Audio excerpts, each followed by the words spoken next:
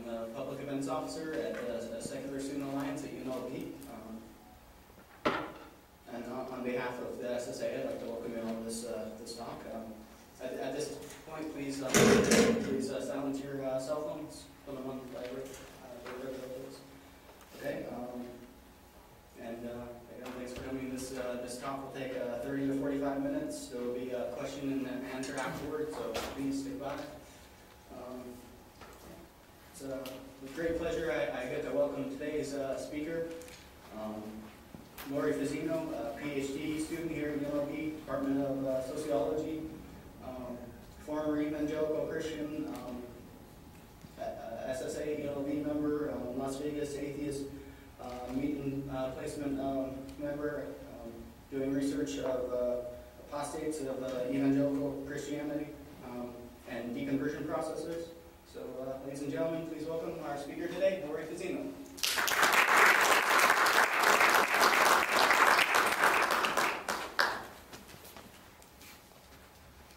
Thanks, Chris. Thank you, everybody, for coming. Like Chris said, my name is Fazzino. I'm a PhD student in the Department of Sociology here at UNLV. The title of today's talk, you can see, is Becoming Unsaved, Developing a Deconversion Process Model Through Evangelical Apostate Narratives. I'm going to ask that we save all of the questions for the end of the presentation.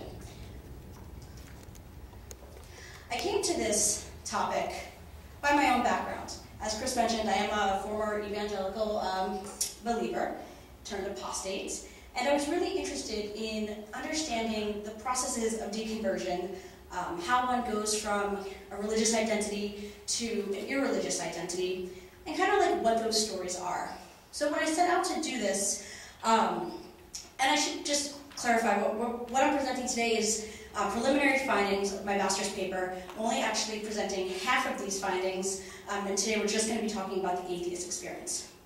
But I wanted to understand kind of like the type of work that one has to do to go from believer to apostate to an irreligious identity. And when I say work, I mean things like how you reformulate an identity, how you change your worldview, like how you really just make a complete paradigm shift. I also wanted to challenge some commonly held sociological ideas regarding religious change. Changing in terms of denomination switching, changing in terms of religious exits. What's dominant in the sociological literature is this idea of rational choice, especially within the religious economy's perspective. And the problem with rational choice theory is that it just starts out saying that people change religions or they exit religion and they do this rationally, like they make this rational decision. And it doesn't really consider what motivates this rational decision.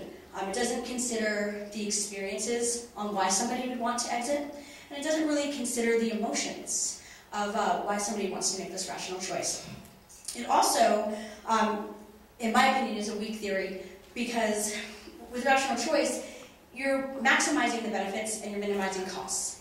And I think what we're going to see throughout the presentation is leaving religion and going into an atheist identity does not, you're not maximizing benefits. There's a great cost to doing that. So basically, I just wanted to challenge that in the research. And the way I did this is by asking two questions.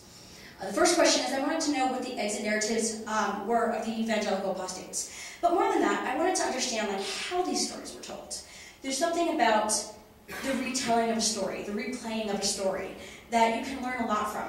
Oftentimes, as researchers and sociologists, we're not there at the moment of someone's deconversion. We don't get to be there right when someone decides to deconvert. That doesn't happen. And so we have to understand this experience through the stories. And the way someone tells that story, their body language, their emotion, the fervency with which they replay their story can tell us a lot about their experiences. And I wanted to understand the cognitive, social, and emotional experiences of those who apostatize. There's not just one experience, not like you just make a decision to go. Okay, there's a logical process that kind of motivates that. There's social processes, leaving your friends, your communities and trying to find new ones. And all of that kind of filters into these emotional experiences as well. I'm going to talk just a little technical for a few moments and talk about, how I came to this theoretically and then how I obtained the data in terms of the methods that I used to get this information. So in terms of my theoretical foundation, I'm pulling from social constructionism. Now basically, I'm using that because that identifies like the kind of work, these work processes that I was just talking about. When people change their identities, and they decide to change their paradigm, their worldview, this is an active process, or it's comprised of active processes. And we can learn a lot about those processes through kind of social constructionism. I also pulled from Sacred Canopy. Notable sociologist Peter Berger really presented a lot within a theory of religion in terms of the Sacred Canopy. Kind of just saying that religion is like this canopy that is over the world that helps us explain what's going on down here and then what's going on up there. And then the scientific revolution and paradigmatic shift comes from Thomas Kuhn, and really what he's doing is talking about just how new scientific theories come into play. And this is a really great model when we're talking about changing one's worldview or changing one's paradigm, because it kind of happens the same way. And as I go through the presentation, we'll talk more about that. That's the boring stuff. You guys don't care about that. Within the literature, there have been traditional approaches to studying religious change. I'm just going to mention a few. So sociologists have looked at patterns of growth and decline, in attendance. We've looked at the restructuring of religion and through attendance and affiliation. So that's really where the denomination switching is kind of coming into play. So people are leaving religion, but oftentimes they're going to different religions. Just as I mentioned before, the rational choice. So we're looking at religious change as rational choice. I've kind of already spoke about why I see that as problematic. Religious careers approach to apostasy. So this is a study of particular interest in terms of trying to understand why people leave and then who the apostates are, comparative to who religious adherents are.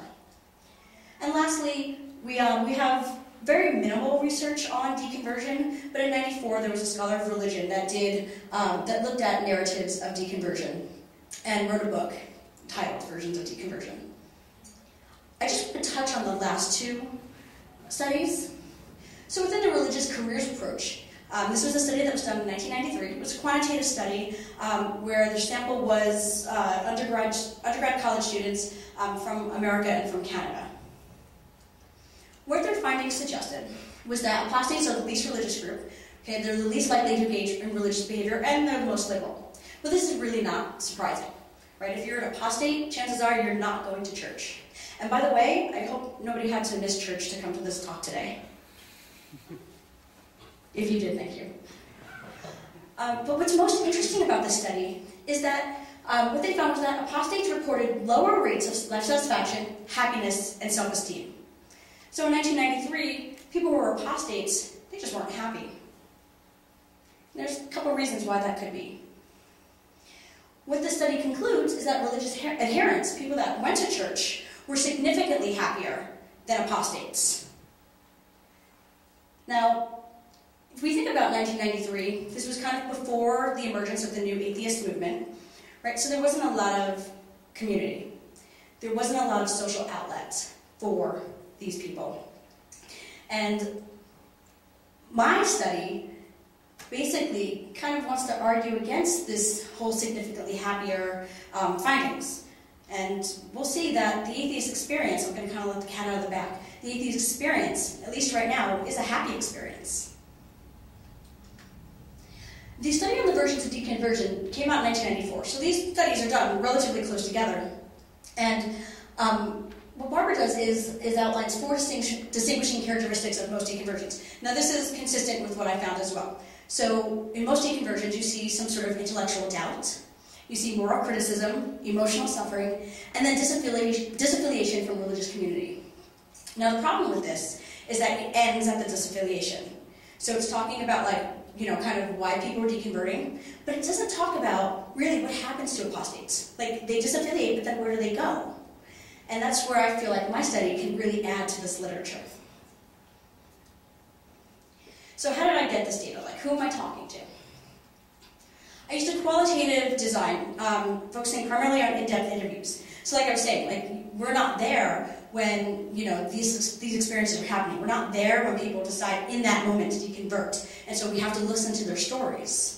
So that I use narrative analysis, just listening to their stories and basically just asking people, what's your story? Like, you know, trying to understand how they came to religion and what their life was like in that community.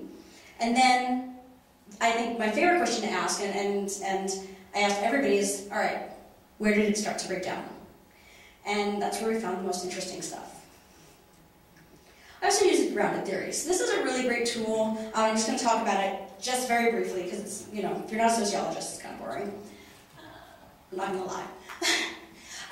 With grounded theory, I was allowed to take an inductive approach, right? So I'm not testing hypotheses. I'm not saying this is what I think is going to happen, and let's see if that works. I'm going to go in with grounded theory with some concepts like emotional experience or apostasy.